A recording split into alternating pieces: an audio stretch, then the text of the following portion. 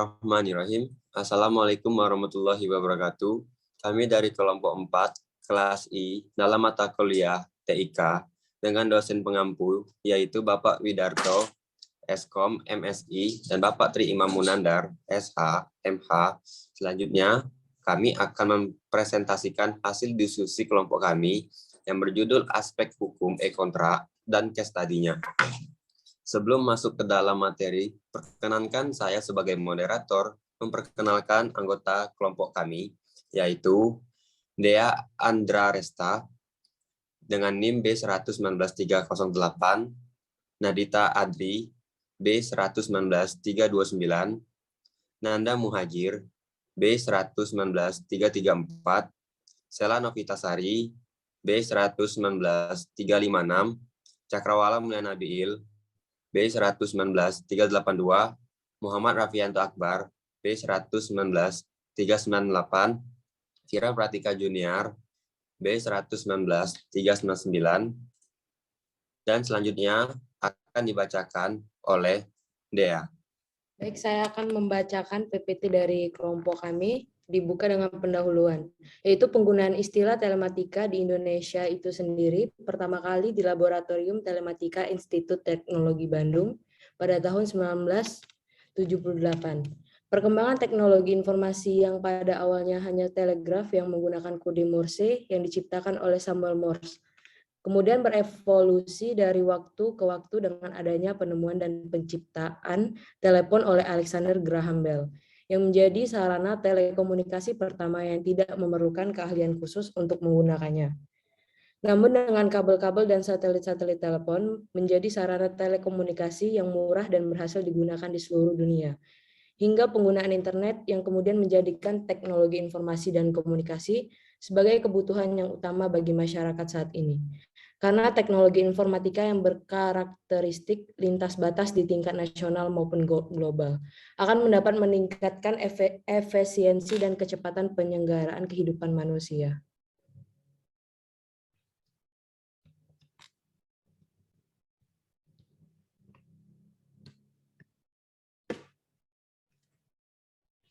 Pengertian dan ruang lingkup hukum telematika. Hukum telematika atau cyber law sebagai kajian ilmu relatif berjumlah lama muncul sebagai rezim hukum baru. Teknologi informasi dan komunikasi telah mengubah perilaku masyarakat maupun peradaban manusia secara global. Perkembangan teknologi informasi telah pula menyebabkan dunia menjadi tanpa batas dan menyebabkan perubahan sosial yang secara signifikan berlangsung demikian cepat. Selanjutnya akan dibacakan oleh Nanda. Terima kasih kepada dia. Berikutnya masuk ke pengertian cyber law. Cyber law adalah rezim hukum baru yang di dalamnya memiliki berbagai aspek hukum yang sifatnya multidisiplin. Dalam modul ini, cyber law juga diartikan sebagai hukum telekomunikasi, multimedia, dan informatika atau telematika. Pengertian ini menunjukkan sifat membahas dari teknologi dan informasi secara konvergensi. Definisi hukum telematika atau yang dikenal dengan cyber law adalah keseluruhan asas-asas, norma atau kaidah lembaga-lembaga, institusi-institusi, dan proses yang mengatur kegiatan virtual yang dilaksanakan dengan menggunakan teknologi informasi dan komunikasi, atau disingkat menjadi TIK atau TIK. Next. Cyber law adalah aspek hukum yang istilahnya berasal dari cyberspace law, yang ruang lingkupnya meliputi setiap aspek yang berhubungan dengan orang, perorangan, atau subjek hukum yang menggunakan dan memanfaatkan teknologi internet yang dimulai pada saat mulai online dan memasuki dunia cyber atau dunia maya. Di negara maju dan negara berkembang dalam penggunaan internet, berbagai alat untuk memfasilitasi setiap aspek kehidupan mereka. Perkembangan hukum dunia maya sudah sangat maju untuk sekarang ini. Jadi perkembangan teknologi komunikasi dan informasi atau Information and Communication Technology atau ICT yang begitu pesat dengan segala fasilitas penunjangnya dalam peradaban manusia modern saat ini telah membawa kita memasuki era baru yang disebut dengan era digital. Berbagai bidang kehidupan akhirnya dirembah oleh kemajuan ICT tersebut. Next. kita masuk ke ruang lingkup telematika. Di sini ada 9 ruang lingkup telematika. Yang pertama, pengertian hukum telematika. Yang kedua, sumber-sumber hukum telematika. Yang ketiga, kedudukan hukum telematika dan ilmu hukum. Dan yang keempat, hubungan hukum telematika dengan hukum tata negara. Yang kelima, hubungan hukum telematika dengan hukum administrasi negara. Dan yang keenam, hubungan hukum telematika dengan hukum perikatan. Dan yang ketujuh, hubungan hukum telematika dengan hukum perlindungan konsumen. Yang ke-8, keterkaitan cyber law dengan undang-undang keterbukaan informasi publik dan prinsip-prinsip good governance. Dan yang terakhir, sosiologi internet. Baik, cukup. Mungkin slide berikutnya akan dibacakan oleh saudari Nadita. Kepada Nadita, persilakan.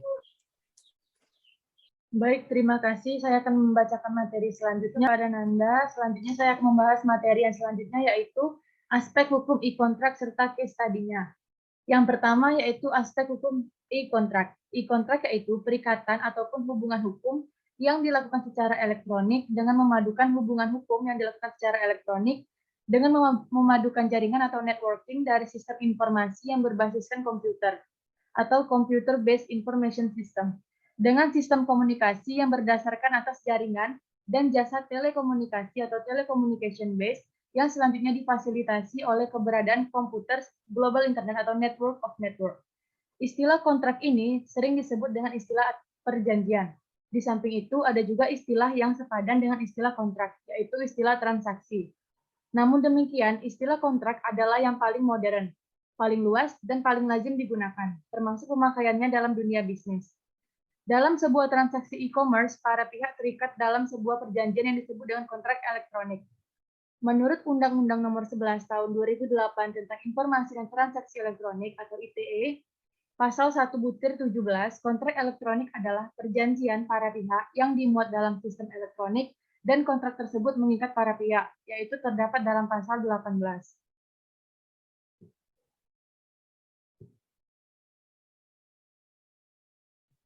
Selanjutnya, suatu kontrak dapat dianggap sah oleh hukum maka harus tetap memenuhi ketentuan pasal 1320 Kitab Undang-Undang Hukum Perdata atau KUH Perdata. Syarat sahnya kontrak elektronik dapat disamakan dengan syarat sahnya suatu perjanjian, sebagaimana yang termuat dalam pasal 1320 KUH Perdata yang menyebutkan sebagai berikut. Yang pertama yaitu adanya kesepakatan atau to-stemming para pihak, yaitu kesepakatan adalah persesuaian pernyataan kehendak antara satu orang. Yang kedua yaitu kecakapan melakukan perbuatan hukum, yaitu orang-orang yang mengadakan perjanjian harus cakap dan berwenang untuk melakukan perjanjian tersebut. Yang ketiga yaitu adanya objek tertentu, yaitu suatu perjanjian haruslah mengenai objek tertentu. Yang dimaksud objek tertentu dalam suatu perjanjian adalah suatu prestasi. Atau dalam pasal 1234 KUH Perdata menyebutkan bahwa tiap-tiap perikatan adalah untuk memberikan sesuatu, berbuat sesuatu, atau tidak berbuat sesuatu. Yang keempat yaitu adanya sebab yang halal, yaitu dalam pasal 1335 KUH Perdata menyatakan bahwa suatu persetujuan yang dibuat karena sebab yang terlarang tidak mempunyai kekuatan. Lebih lanjut lagi dalam pasal 1337 KUH Perdata disebutkan bahwa yang termasuk dalam sebab yang terlarang adalah yang dilarang oleh undang-undang atau berlawanan dengan kesusilaan atau ketertiban umum. Selanjutnya, menurut KUH Perdata, suatu perjanjian adalah bebas, tidak terikat pada bentuk tertentu sesuai dengan pasal 1338 yang berbunyi, semua persetujuan yang dibuat sesuai dengan undang-undang berlaku sebagai undang-undang bagi mereka yang membuatnya. Dijelaskan pula di dalam pasal 18 ayat 1 Undang-Undang ITE, yaitu transaksi elektronik yang dituangkan ke dalam kontrak elektronik mengikat para pihak. Jika mengacu pada pasal 1313 KUH Perdata, maka suatu kontrak elektronik dapat dianggap suatu bentuk perjanjian yang memenuhi pasal tersebut. Kontrak elektronik ini merupakan kontrak yang terjadi akibat suatu transaksi e-commerce antara penjual dan pembeli dalam media elektronik. Selain KUH Perdata juga, keabsahan kontrak elektronik atau e-kontrak juga didasarkan pada produk perundang-undangan, yaitu Undang-Undang Informasi dan Transaksi Elektronik dengan memberikan pengakuan kontrak elektronik pada pasal 1 angka 17 dengan perjanjian para pihak yang dibuat melalui sistem elektronik. Selanjutnya, yaitu dalam pasal 1 angka 4 mengenai sistem elektronik disebutkan serangkaian perangkat dan prosedur elektronik yang berfungsi mempersiapkan mengumpulkan, mengolah, menganalisis, menyimpan, menampilkan, mengumumkan, mengirimkan, dan atau menyebarkan informasi elektronik. Yaitu dalam pasal 1 angka 4 Undang-Undang Nomor 19 Tahun 2016 tentang Informasi dan Transaksi Elektronik atau Undang-Undang ITE. Selanjutnya akan dibacakan oleh rekan saya yaitu Raffianto.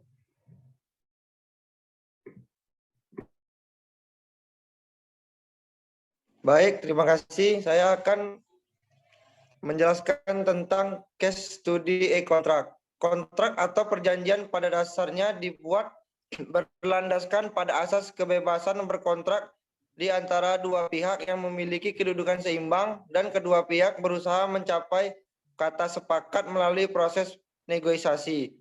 Dalam dunia usaha, penggunaan klausul baku ini digunakan sebagai dasar hubungan hukum antara PT Gojek Indonesia dengan mitra kerjanya. Perjanjian kemitraan yang diterapkan PT Gojek Indonesia dengan mitra kerja atau driver dimuat dalam bentuk kontrak elektronik atau e-kontrak. Kontrak elektronik atau e-kontrak tersebut terletak di ponsel mitra kerja atau driver yang digunakan untuk menginstal aplikasi Gojek dan bisa mengakses kapanpun selama ponsel tersebut terhubung dengan internet. Setiap masyarakat yang ingin menjadi mitranya harus mengikuti rules yang diterapkan dan diberlakukan oleh pihak manajemen PT Gojek Indonesia. Secara umum yang diberlakukan pada perusahaan PT Gojek Indonesia dicantumkan dan dimuat oleh kontrak perjanjian yang harus disepakati dan diaplikasikan dengan baik oleh setiap mitra yang bergabung dalam perusahaan ini. Kontrak yang harus dipelajari dan disetujui oleh mitra kerja atau driver selanjutnya dipelajari dan ditandatangani oleh semua calon mitra kerja atau driver. Jika mitra kerja atau driver tersebut menyetujui dengan isi yang tercantum dalam e-kontrak, maka mitra kerja atau driver cukup menekan tombol klik yang telah disesuaikan di dalam kontrak elektronik. Pada prinsipnya, kontrak terdiri dari suatu perjanjian yang dibuat oleh para pihak dalam kontrak. Kontrak terdiri dari suatu perjanjian yang dibuat para pihak dalam kontrak. Esensi dari kontrak. Selanjutnya.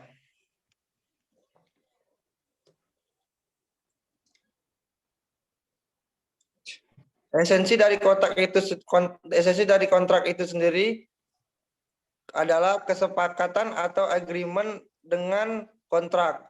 Para pihak yang bersepakat melaksanakan kewajiban hukum yang timbul di antara mereka.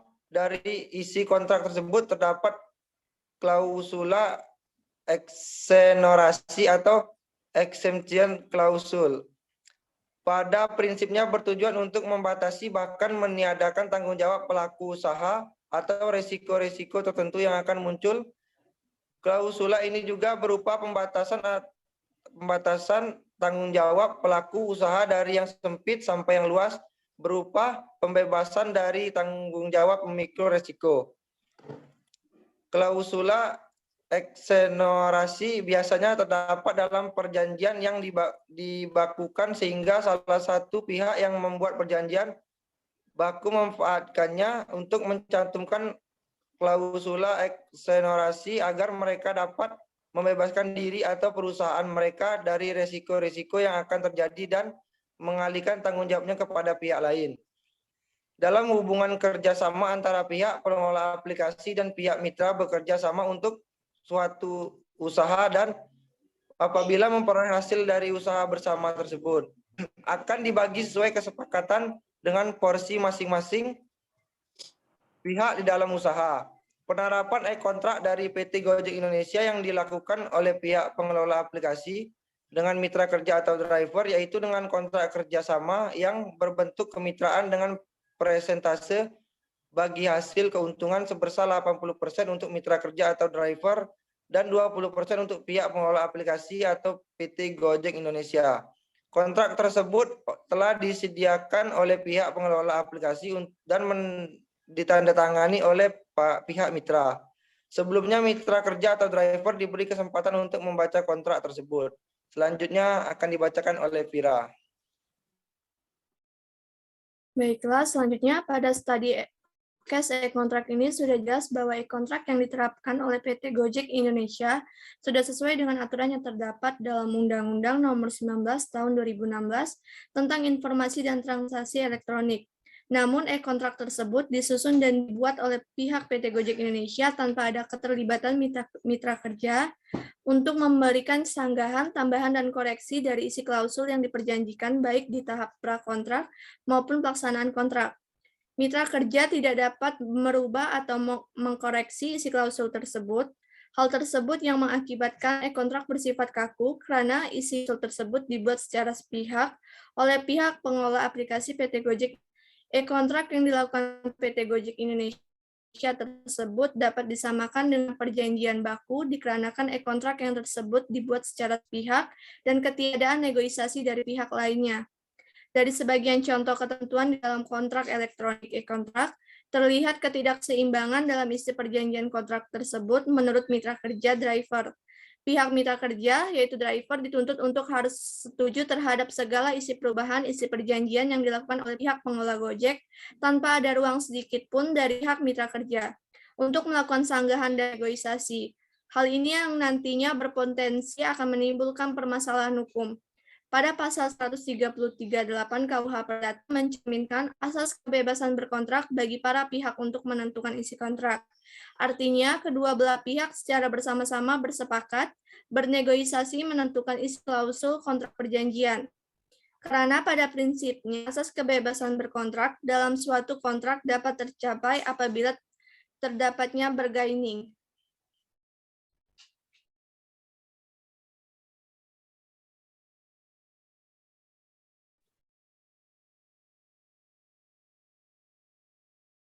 Dua contoh kasus penting yang diatur dalam Undang-Undang ITE berserta analisisnya. Untuk contoh kasus pertama yaitu berdasarkan contoh kasus yang terjadi belum lama ini yang dikutip dari laman beritatempo.com, seorang musisi Indonesia yaitu Ahmad Dhani terjerat pasal 27 ayat 3 Jungto, pasal 45 ayat 3 Undang-Undang ITE dengan dugaan pencemaran nama baik, di mana terdakwa membuat konten video yang berisi kata idiot yang dianggap melecehkan nama baik peserta demo di luar hotel tempat terdakwa menginap.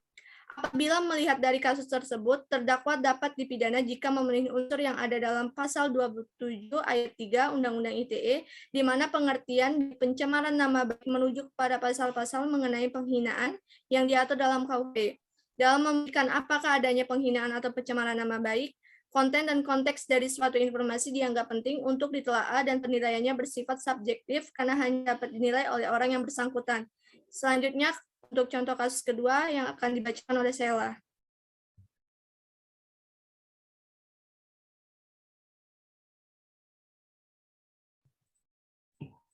Artinya, target sasaran dari konten itulah yang menjadi korban dan hanya korban yang dapat menilai apakah konten tersebut mengandung unsur penyerangan terhadap kehormatannya. Sedangkan secara konteks dapat dinilai secara objektif melalui maksud dan tujuan pelaku atas pembuatan dan penyebarluasan konten tersebut. Atas pernyataannya, kelompok yang menamakan Koalisi Bela NKRI melaporkan Dhani ke Polda Jawa Timur pada 30 Agustus 2018. Kelompok itu merasa Dhani melakukan pencemaran nama baik karena kasus inilah Ahmad Dhani dikenakan tuduhan atas pasal 27 ayat 3 Undang-Undang ITE yang merujuk pada pasal 311 KUHP. Yang dimaksud menyebarkan tuduhan pencemaran nama baik adalah menuduhkan suatu perbuatan bukan penghinaan.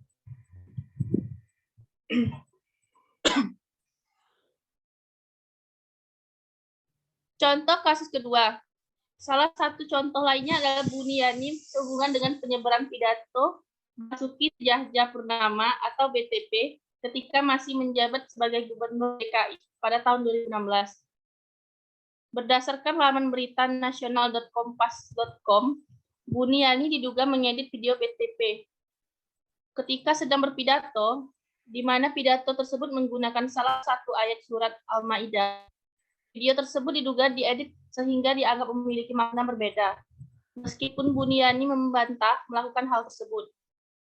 Perbuatan Buniyani tersebut dinilai memenuhi unsur pasal 32 ayat 1 dan pasal 28 ayat 2 Undang-Undang ITE. dengan melakukan ujaran kebencian dan mengedit isi video pidato BTP. Atas perbuatannya tersebut, Buniani divonis bersalah dan dijatuhi hukuman penjara 1,5 tahun oleh Pengadilan Negeri Bandung. Selanjutnya akan dibacakan oleh Cakrawala. Baiklah, di sini bisa dapat kita tarik kesimpulan. Baiklah, di sini kita dapat tarik kesimpulan bahwa yang pertama, teknologi informasi membantu memaksimalkan cakupan pasar untuk penjualan dan jasa, serta respon yang tepat kepada pelanggan, karena teknologi informasi dapat mendukung dalam penyimpanan data pelanggan dan menjadi sumber informasi untuk dapat melayani pelanggan. Melalui media komunikasi sudah dapat terlaksana, di mana kontrak elektronik atau e-kontrak ini merupakan perjanjian antara dua pihak atau lebih yang dilakukan dengan menggunakan media komputer, gadget, atau alat komunikasi lainnya melalui jaringan internet. Menurut penjelasan Undang-Undang Nomor 19 Tahun 2006 tentang TIK, Pasal 1 Angka 17 menyebutkan bahwa kontrak elektronik adalah perjanjian para pihak yang dibuat melalui sistem elektronik. Kontrak elektronik menggunakan digital sebagai pengganti kertas. Penggunaan data digital akan memberikan efisien terdapat yang sangat besar, terutama bagi perusahaan yang menjalankan bisnis secara online melalui jaringan internet. Dalam kontrak elektronik, para pihak tidak perlu bertatap muka secara langsung, bahkan tidak akan pernah bertemu sama sekali. Kesimpulan yang kedua, cyber law juga diartikan sebagai hukum telekomunikasi multimedia dan informasi atau telematika, yang definisinya hukum telematika atau yang dikenal dengan cyber law adalah keseluruhan asas-asas norma atau kaidah, lembaga-lembaga, institusi, dan proses yang mengatur kegiatan virtual yang dilakukan dengan menggunakan teknologi informasi dan komunikasi singkat dengan TIK. Kesimpulan yang ketiga, kontrak elektronik adalah perjanjian antara dua pihak atau lebih yang dilakukan dengan menggunakan media komputer, gadget, atau alat komunikasi lain melalui jaringan internet. Agar suatu kontrak dapat dianggap sah oleh hukum, maka harus tetap memenuhi ketentuan pasal 1320 Kitab Undang-Undang KUHP Perdata. Baik KUHP Perdata dan Undang-Undang Informasi dan Transaksi Elektronik telah memberikan 4 syarat sah. Kontrak sebagai besar pembuatan kontrak elektronik yang sah, di mana harus dilandasi dengan itikat baik. Sedangkan Undang-Undang Informasi dan Transaksi Elektronik memberikan ketentuan-ketentuan yang bersifat preventif, mengikat karakteristik kontrak elektronik begitu beragam dan unik.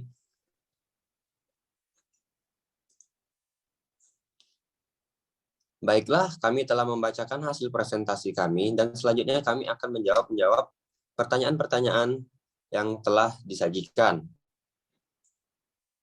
Baiklah, kami telah membacakan hasil presentasi kami dan selanjutnya kami membuka sesi tanya jawab dari audiens. Kepadanya kami persilakan.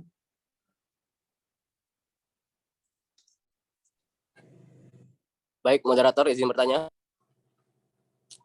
Baik, disilakan.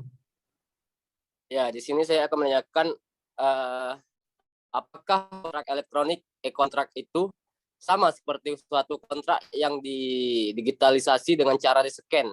Berikan pendapat Anda. Terima kasih, moderator. Baik.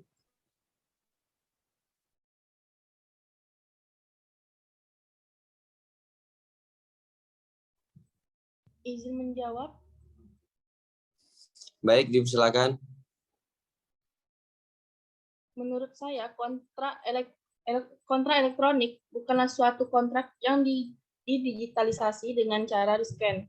E-kontrak adalah kontrak yang dibuat secara elektronik dengan cara interaksi antara pihak yang ditawarkan dengan sistem elektronik. Terima kasih. Apa dapat diterima, Saudara Nanda?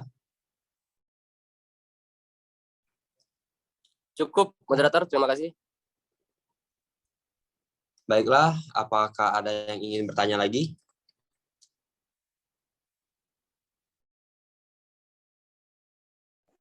Izin bertanya, moderator. Baik, Saudara Raffi, silakan. Saya ingin bertanya, sahkah perjanjian yang dibuat dalam bentuk digital? Terima kasih. Baik, Saudara Raffi. Apakah ada yang ingin menjawabnya? Izin menjawab, moderator. Baik, Saudari Vira, dipersilakan. Mengacu pada Undang-Undang Nomor 11 Tahun 2008 tentang Informasi dan Transaksi Elektronik, sebagaimana yang telah diubah oleh Undang-Undang Nomor 19 Tahun 2016 tentang perubahan atas Undang-Undang Nomor 11 Tahun 2008 tentang Informasi dan Transaksi Elektronik. Pada pasal 5 sampai dengan pasal 12 dijelaskan bahwa informasi elektronik dan atau dokumen elektronik atau hasil cetaknya merupakan alat bukti hukum yang sah, yang merupakan perluasan dari alat bukti yang sah sesuai dengan hukum acara yang berlaku di Indonesia. Terima kasih. Baik, apa dapat bisa diterima?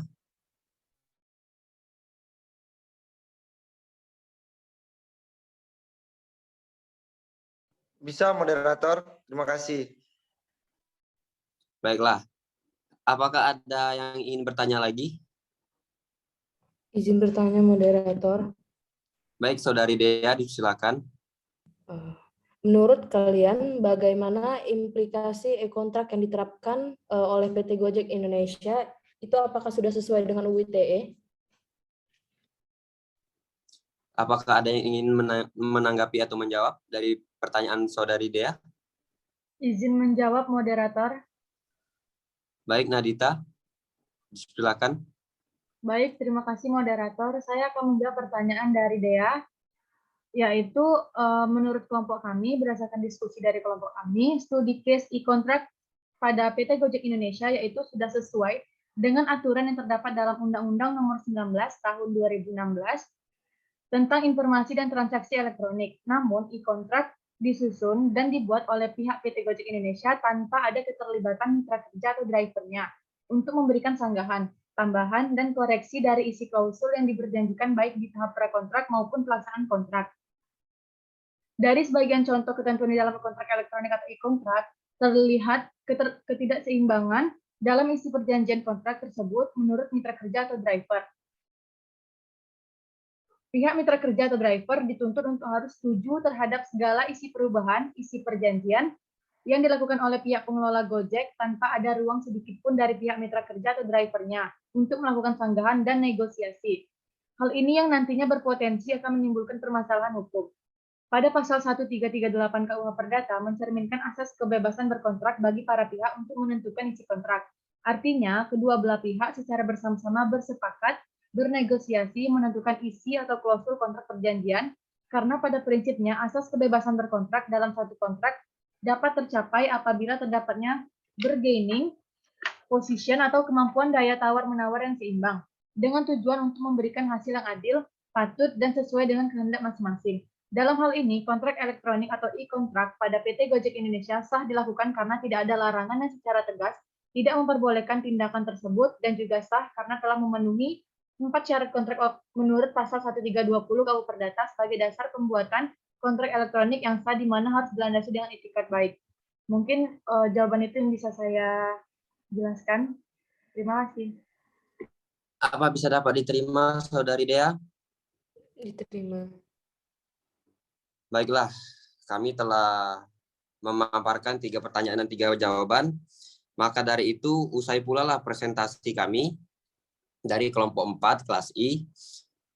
Maaf jika masih banyak kesalahan dan kekurangan atas presentasi kami. Kami ucapkan terima kasih. Wassalamualaikum warahmatullahi wabarakatuh.